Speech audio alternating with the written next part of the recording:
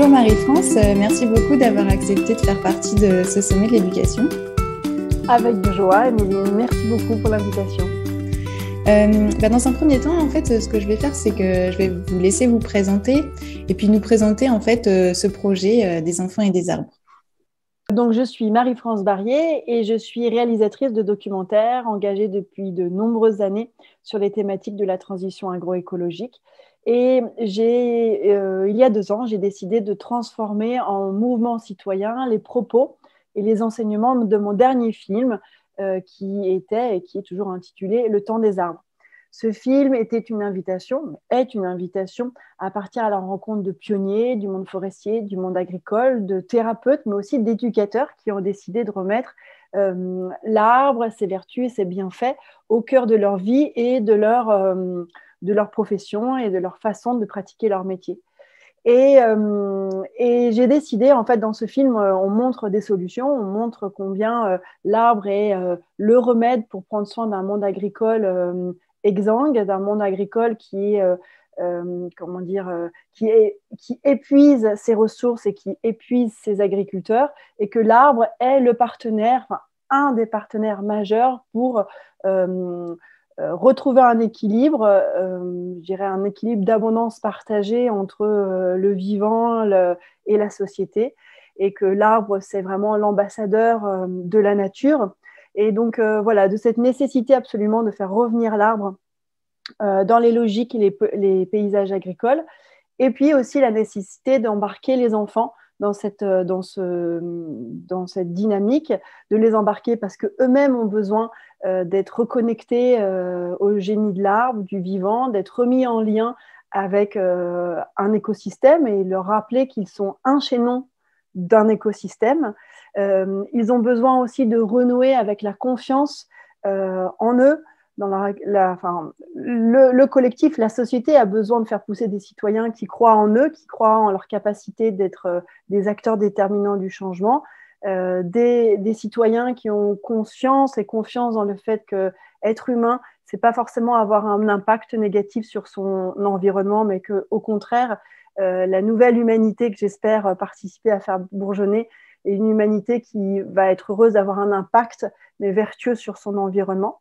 Et voilà, et se dire que finalement, ces 2 éléments, enfin, ces 2 communautés, et la communauté des agriculteurs, ceux qui nous nourrissent et qui sont les gardiens des biens communs, de l'eau, du sol, de la biodiversité, et de l'autre, la communauté des citoyens de demain, des dirigeants, des parents d'élèves, des consommateurs, et bien ceux-là, quand on les met en lien avec ce 3e élément qui est porteur de vie, qui est l'arbre, eh bien, à mon sens, en tout cas, le pari, c'était de se dire que ça allait créer une synergie qui serait vertueuse pour chacun. Et voilà, c'est une proposition parmi moult autres, mais en tout cas, c'est la proposition des enfants et des arbres, et qui très concrètement, en fait, invite des enfants finalement, on a quelques enfants qui sont très jeunes, donc parfois on va du CP jusqu'à la 4e.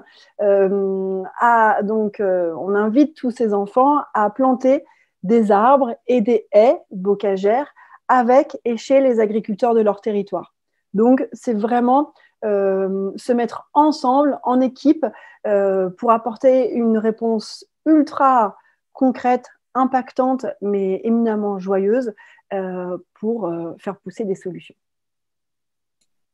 Ouais, génial. Ce que j'aime beaucoup, c'est ce côté valeur en action finalement et d'aller vers se mettre en action positive plutôt que de pointer du doigt les problèmes ou, comme vous m'aviez dit la dernière fois, plutôt que de pointer du doigt les agriculteurs et puis les problèmes qu'il peut y avoir dans l'agriculture.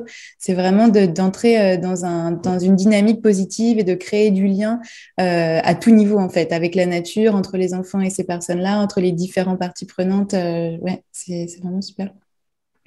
Oui, c'est ça. En fait, je pense que voilà, on est passé, et puis l'ère des constats est passée, est posée. En fait, l'ère des prises de conscience est là. Maintenant, il faut passer dans l'ère du faire. Et en fait, l'ère du faire, c'est aussi renouer avec. En fait, pour se lancer dans le faire, il faut de la confiance. C'est comme un enfant pour se lancer dans toute chose, ou même un adulte finalement. On a toujours besoin pour se lancer d'avoir confiance. Et donc, moi, c'est quelque chose que je veux travailler. Je veux donner confiance aux agriculteurs dans l'idée qu'ils ne sont pas seuls dans ce virage de la transition agroécologique qui est absolument vertigineux. C'est très compliqué pour les agriculteurs de remettre en question leurs pratiques, leurs habitudes, leurs enseignements, remettre en question les liens de loyauté qui peuvent les mettre en lien avec des héritages familiaux, avec les voisins, avec les investisseurs, avec les banques. Enfin, c'est très compliqué, en fait, de changer. Et d'ailleurs, chacun à nos échelles, on peut le vivre, ça. C'est difficile de se réinventer. Parfois, c'est difficile juste d'arrêter de fumer. Donc, on peut imaginer combien ça peut être difficile de reconsidérer toutes ces pratiques agricoles. Et donc, je pense que pour aider le monde agricole à faire ce virage, il a besoin non pas d'être traqué, non pas d'être accusé et acculé, parce que ça, au contraire, ça crispe, ça braque, mais au contraire, je pense qu'il a besoin de recevoir de la part de ceux qui dépendent de lui, c'est-à-dire nous tous qui sommes consommateurs, qui mangeons 3 fois par jour ce qui est produit par des agriculteurs incroyablement déconsidérés. Et puis d'ailleurs, il y a un vrai parallèle entre ceux qui nous nourrissent, ceux qui élèvent nos enfants et ceux qui nous soignent dans les hôpitaux. Ce sont les essentiels qui sont si déconsidérés. Donc voilà, c'est la même famille de bienfaisants qui doivent être remis au cœur de l'échiquier. Donc là, nous, on travaille avec 2 d'entre eux, je dirais. Le monde agricole, pour bouger, il a besoin de se sentir considéré, compris dans sa difficulté, compris dans son challenge. Et il a besoin qu'on lui dise, attends, on sait que c'est pas facile, mais quand même, il faut y aller. Et on va être avec toi, et on te pousse, et on va le faire ensemble.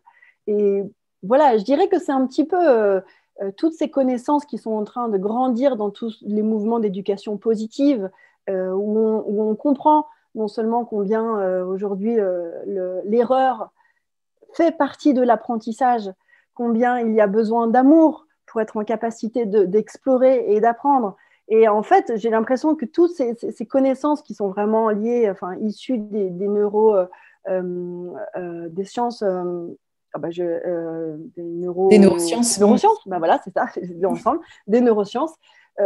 Finalement, je trouve que ça, on le met en place sur les principes d'éducation, on arrive à le comprendre dans la petite enfance, mais c'est valable à toutes les sphères de la société. Et je pense que clairement, notre monde agricole, il y a des erreurs qui ont été faites, mais ce ne sont pas ces erreurs, parce que le monde agricole est juste le miroir de toute la société, en fait. Le parfait miroir, il parle de nous.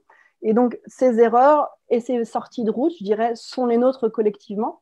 Et donc, de ces erreurs, eh bien, c'est une chance, en fait. On ne pouvait pas faire l'économie de ces erreurs. On ne pouvait pas faire l'économie de ces moments d'arrogance où voilà, l'humanité s'est crue absolument supérieure au vivant, indépendant du vivant, voilà, capable, et certains en sont toujours persuadés, hein, que l'intelligence artificielle et que le progrès technique suffira à nous sauver. Bon, moi, je pense qu'on est vraiment très lié aux vers de terre et aux champignons et aux arbres, bien sûr.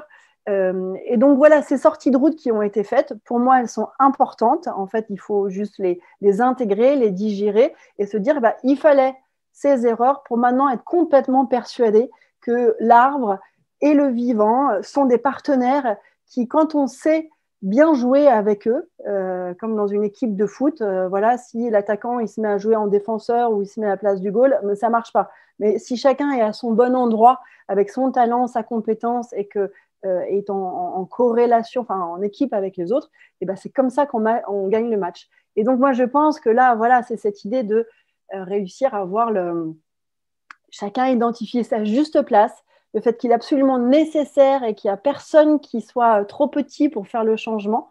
Mais c'est une question de se mettre au bon endroit. Et je pense qu'à partir de là, on pourra faire des merveilles ensemble. C'est super, et ça rejoint beaucoup les valeurs que je veux partager avec le sommet. Mais du coup, oui, pour finir, donc les auditeurs pourront vous retrouver pour échanger avec vous autour du film. Donc, il y a un film, Des enfants et des arbres, et une association. Donc, les deux, en fait, sont en synergie. Et donc, les auditeurs peuvent déjà aller voir sur votre site et découvrir le film. Et puis, donc, découvrir un extrait pendant le sommet et puis vous poser toutes sortes de questions, sachant que donc, vous êtes partenaire du sommet et que donc une partie des recettes ira à l'association pour continuer cette œuvre que je trouve vraiment magnifique et à laquelle je suis vraiment sensible. Merci beaucoup, Emeline. Et c'est vrai que ces fonds, en fait, participeront, se transformeront en arbres plantés par des enfants avec des agriculteurs. C'est des arbres qui vont participer à nourrir le sol, à abriter une biodiversité, à stopper le vent, à nous nourrir collectivement. Et donc, voilà, je pourrais vous raconter tout ça parce qu'on est au cœur de notre campagne de plantation, dite scolaire et solidaire. On en a 64 qui se déroulent partout en France actuellement. Donc, voilà, la contrepétrie du moment, c'est de dire que nous, on a la bêche parce que il faut il faut l'avoir en ce moment plus que jamais. Et donc voilà, je serais très heureuse de vous raconter tout ça et que bien sûr, pour préparer cette entrevue, en tout cas, le film est à disposition sur notre site desenfantsetdesarbres.org et il est à la location 5 € et ce sont autant de fonds qui se transformeront en arbres bienveillants dès l'hiver prochain. Merci beaucoup Marie-France, à très bientôt.